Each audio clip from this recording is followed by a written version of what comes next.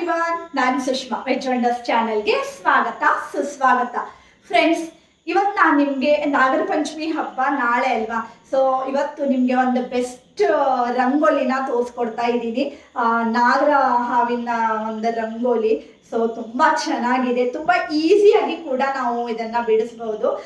So ಹಾಗಾದರೆ ಆ ರಂಗೋಲಿ ಯಾವುದು, ಹೇಗೆ ಬಿಡಿಸೋದು ಅಂತ ನೋಡ್ಕೊಂಡು ಬರೋಣ. ಸ್ಟಾರ್ಟ್ ಮಾಡೋಣ.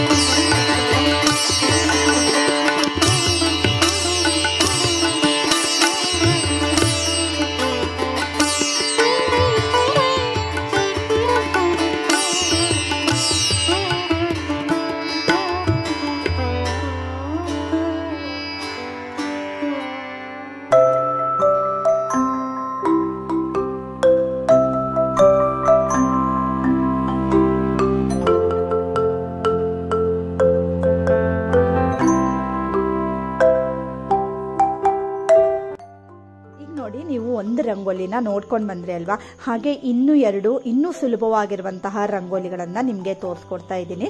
ಹಾಗೆ ನೀವೇನಾದರೂ ಫಸ್ಟ್ ಟೈಮ್ ನನ್ನ ಚಾನಲ್ನ ನೋಡ್ತಾ ಇದ್ರೆ ಸಬ್ಸ್ಕ್ರೈಬ್ ಮಾಡ್ಕೊಳ್ಳಿ ಫ್ರೆಂಡ್ಸ್. ಒಳ್ಳೊಳ್ಳೆ ವಿಡಿಯೋಸ್ಗಳು, ವ್ಲಾಗ್ಸ್ಗಳು, ರೆಸಿಪಿಗಳನ್ನೆಲ್ಲ ನೀವು ನನ್ನ ಚಾನಲ್ನಲ್ಲಿ ನೋಡ್ಕೊಳ್ಬಹುದು. ಮತ್ತು ಹಬ್ಬದ ಕೆಲವಷ್ಟು ವಿಶೇಷವಾದಂತಹ ನೈವೇದ್ಯದ ರೆಸಿಪಿಗಳನ್ನು ಕೂಡ ನಾನು ನನ್ನ ಚಾನಲ್ನಲ್ಲಿ ಪೋಸ್ಟ್ ಮಾಡ್ತಾ ಇದ್ದೀನಿ.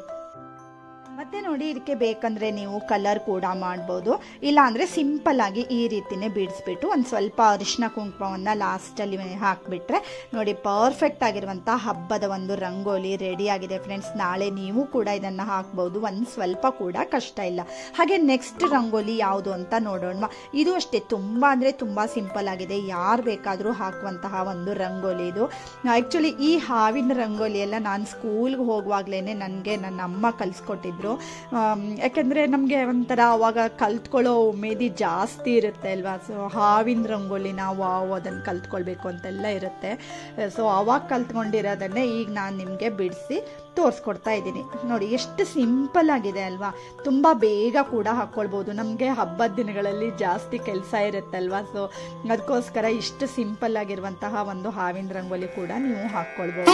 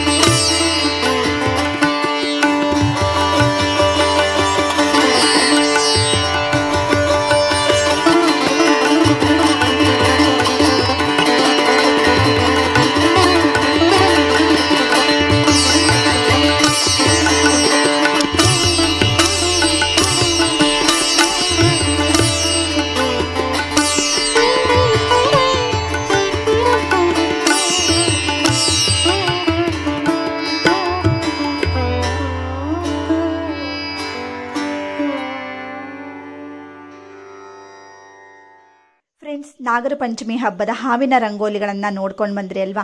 ಇಷ್ಟ ಆದರೆ ಲೈಕ್ ಮಾಡೋದನ್ನು ಮರಿಬೇಡಿ. ಹಾಗೆ ನಿಮ್ಮ ಫ್ರೆಂಡ್ಸ್ಗೂ ಎಲ್ಲ ಶೇರ್ ಮಾಡಿ. ಇನ್ನೊಂದು ಒಳ್ಳೆ ವಿಡಿಯೋ ಜೊತೆ ಬರ್ತೀನಿ. ಅಲ್ಲಿವರೆಗೂ take care. Thank you for watching.